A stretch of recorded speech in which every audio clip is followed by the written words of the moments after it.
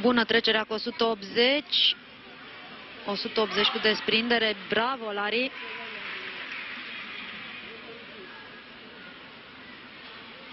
Cace foarte frumos, înalt, legat cu pac.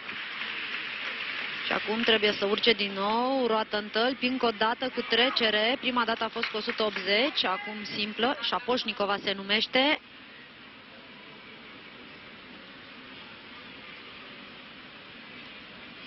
E acolo Lucian Sandu pentru a ajuta la coborâre. Roată în tălpi cu 3,60 și Tsukahara singură, fără ajutor. Bravo, Larisa! Sper să nu fie probleme la spate, o văd un pic cu o grimasă, se așează jos. Aici la Cluj a pățit-o la antrenament, a deschis la Tsukahara pe podium, la sol și s-a izbit de covor. Imediat intră în